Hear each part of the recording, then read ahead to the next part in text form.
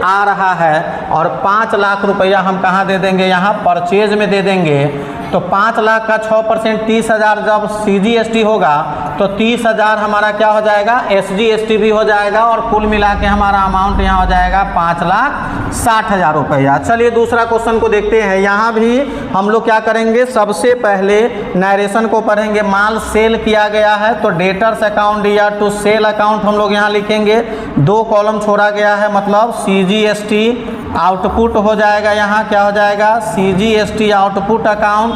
उसके बाद हो जाएगा SGST output account, SGST output account. फिर आगे अमाउंट की बारी।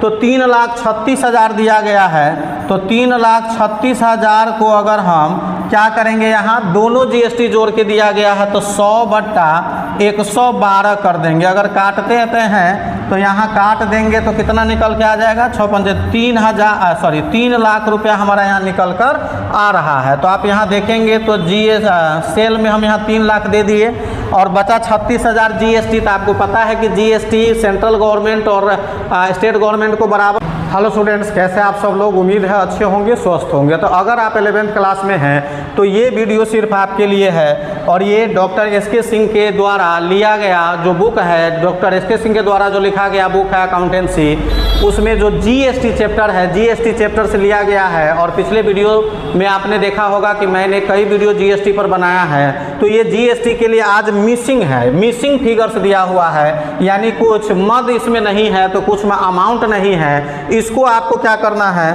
क्लियर कर लेना है। इसको क्या करना है, क्लियर करना है, यानी ऑप्शन आपको यहाँ फिल करना है। चलिए ऑप्शन फिल करना है। इस घड़ी में हम लोग देखेंगे सबसे पहला क्वेश्चन डॉट दिया गया है, GST इनपुट दिया है, फिर डॉट है और संजय कुमार है।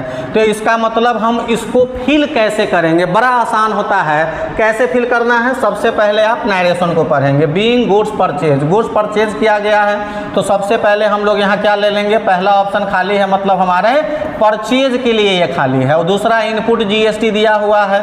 फिर हम लोग यहाँ क्या कर लेंगे, दूसरा एक और ले लेंगे, क्या GST CGST दिया है तो SGST हम लोग यहाँ ले लेंगे। तो इस प्रकार से हमारा क्या हो गया, मद जो भी था हम यहाँ फिल कर लिए सही। अब अमाउंट की बारी आता है। सिर्फ 30,000 रुपया दिया गया है और 30,000 रुपया के लिए फिर हमको क्या करना पड़ेगा, और यहाँ देखना पड़ेगा CGST और SGST जो हमारा है वो 6% की दर से है और 1 इसमें दिया गया है। तो हम लोग इसको 100 से मल्टीप्लाई कर देंगे और 6 से भाग दे देंगे। तो 6 पंचे 30, मतलब कितना निकल के आ रहा है, ये हमारा 5 लाख रुपया निकल करके आ रहा है। और 5 लाख रुपया हम कहाँ दे देंगे, यहाँ परचेज में दे देंगे। तो 5 लाख का 6% 30,000 जब CGST होगा तो 30,000 हमारा क्या हो जाएगा, SGST भी हो जाएगा और कुल मिला के हमारा अमाउंट यहाँ हो जाएगा 5,60,000 रुपया। चलिए दूसरा क्वेश्चन को देखते हैं। यहाँ भी हम लोग क्या करेंगे, सबसे पहले नरेशन को पढ़ेंगे। माल सेल किया गया है तो डेटर्स अकाउंट या टू सेल अकाउंट हम लोग यहाँ लिखेंगे। 2 कॉलम छोड़ा गया है, मतलब CGST आउटपुट हो जाएगा। यहाँ क्या हो जाएगा, CGST आउटपुट अकाउंट। उसके बाद हो जाएगा SGST output account, SGST output account. फिर आगे अमाउंट की बारी। तो 3,36,000 दिया गया है, तो 3,36,000 को अगर हम क्या करेंगे, यहाँ दोनों GST जोड़ के दिया गया है तो 100/112 कर देंगे। अगर काटते हैं तो यहाँ काट देंगे तो कितना निकल के आ जाएगा, 3 लाख रुपया हमारा यहाँ निकल कर आ रहा है। तो आप यहाँ देखेंगे तो सेल में हम यहाँ 3 लाख दे दिए और बचा 36,000 GST। तो आपको पता है कि GST सेंट्रल गवर्नमेंट और स्टेट गवर्नमेंट को बराबर दिया जाता है। तो इसका 1/2 कर देंगे तो 18,000 CGST और 18,000 SGST हमारा निकल कर आ जाएगा। तो आई होप कि आप इसको समझ गए होंगे। और तीसरा आप देखेंगे यहाँ भी बिल्कुल खाली है, रेंट पेड किया गया है। अगर आप पढ़ते हैं यहाँ तो रेंट पेड किया गया है, यहाँ भी क्या हो जाएगा, फिर दूसरा ऑप्शन में CGST क्या हो जाएगा,